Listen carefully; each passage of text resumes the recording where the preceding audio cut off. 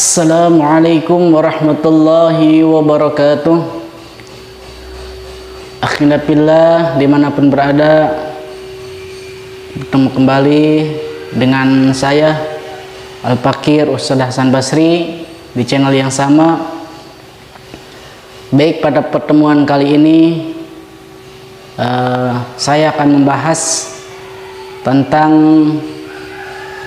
ilmu tajwid, yaitu hukum mad, ya, tentang hukum mad. Mad adalah salah satu hukum yang sangat penting, harus dipelajari dalam ilmu tajwid, ya. Dengan mempelajari hukum mad, maka seseorang bakal mengetahui tentang lafaz-lafaz Al-Quran, bagaimana panjang pendeknya ketika membaca Al-Quran, ya.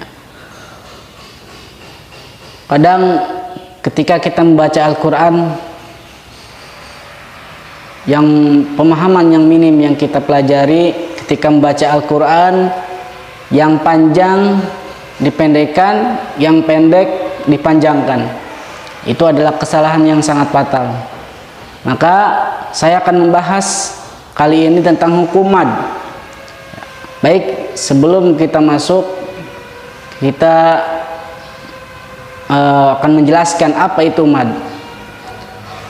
Mad menurut bahasa yaitu itola'u wa ziyadah, artinya memanjangkan dan menambahkan. Sedangkan menurut istilah ialah itolatus sauti biharpin, itolatus sauti biharpin min harpil madi, itu memanjangkan suara dengan salah satu huruf dari huruf-huruf mad. Jadi mad itu artinya memanjangkan bacaan. Mad terbagi dua, itu ada mad par'i, ada mad asli. Ya, kalau mad par'i itu cabangnya 14, cabangnya banyak. Tapi kalau mad asli, ya, itu gak ada cabang. Mad asli, ya, atau kalau kita sebut seperti biasa itu mad tabi'i, ya, yang sering kita dengar itu mad tabi'i, ya, mad asli atau mad tabi'i. Baik, tabi'i itu artinya tabiat, ya. Tabi'i artinya tabiat. Jadi kenapa disebut tabiat? Karena tabiat huruf bacaan makhraj dan sifat huruf daripada bacaan tabi'i ini, ya, mad tabi'i ini artinya memanjangkan, ya. Panjangnya berapa? 2 harokat, tidak kurang dan tidak lebih. Jadi 2 harokat, ya, tidak dikurangi atau tidak dilebihkan. 2 harokat dalam 2 ketukan atau 2 harokat 1 alif, ya. Jadi jari telunjuk 1, 2. Baik, mad tabi'i itu hurufnya ada 3. Mad tabi'i hurufnya ada 3, alif, wawu, dan iya. Karena kebanyakan di dalam Al-Quran itu mad tabi'i, ya, mad tabi'i ini hurufnya 3, alif, wawu, iya. Kadang kalau kita tidak tahu hukum mad tabi'i, ketika hukum mad tabi'i itu tidak diterapkan, harusnya dibaca panjang 2 harokat, tapi dibaca pendek.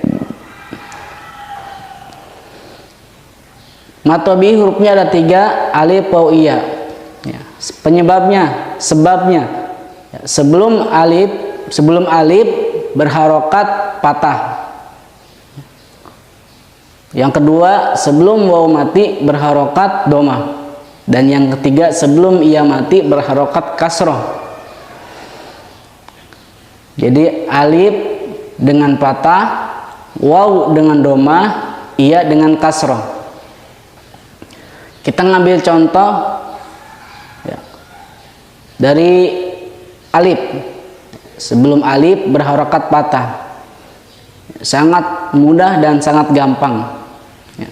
Contohnya ba, ya, jadi ada alifnya. Ada alifnya dan di situ alifnya alif mati. Ba ya, ba ya. Seperti contoh Al-Fatihah. Ya. Apa namanya? Contoh Al-Fatihah syura. Itu syura itu jangan terlalu panjang. 2 harokat. Itu matobi. Syuratal ladzi. Itu matobi. Syura sebelum alif berharokat patah. Ini 2 ketukan. Syuratal ladzi. Yang wawu itu sebelum wawu mati berharokat doma. Seperti contoh dalam surat apa namanya, Al-Kafirun. Qul ya ayyuhal kafirun. Ya. Banyak contohnya. Kemudian yang ketiga yaitu sebelum ia mati berharokat kasroh. Ya, kayak tadi syuratal ladzina an'amta.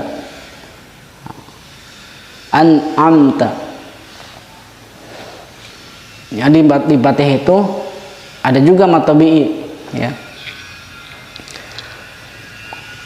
Kita masuk kepada mad far'i. Ya. Mad far'i itu cabangnya 14. Ya. Hukum apa? Mad far'i cabangnya ada 14. Kita sebutkan. Yang pertama yaitu mad lazim harfi musyabba mukhaffaf. Yang kedua mad lazim harfi mukhaffaf. Yang ketiga mad lazim kalimi mukhaffaf. Kemudian apa namanya, mad arili sukun, mad badal, kemudian mad iwad, mad lin, mad wajib mutasil, mad jaiz mutasil. Itu banyak. Baik, selanjutnya kita masuk kepada hukum mad far'i. Ya. Penjelasannya mad far'i itu secara bahasa artinya far'un, yang artinya far'un itu artinya cabang, ya. Far'un, cabang. Jadi cabangnya itu mad far'i banyak, ada 14. Mad yang merupakan hukum tambahan dari mad asli, ya. Dari hukum asalnya yang disebabkan oleh hamzah ataupun sukun. Dalam najm disebutkan bagian lain dari hukum mad, yaitu mad far'i, ya. Mad asli yang terkenal suatu sebab seperti hamzah ataupun sukun. Nanti kita akan melanjutkan hukum-hukum daripada mad yang 14 ini, yang cabang dari mad far'i. Mungkin sampai di sini dulu penjelasannya, pengertiannya.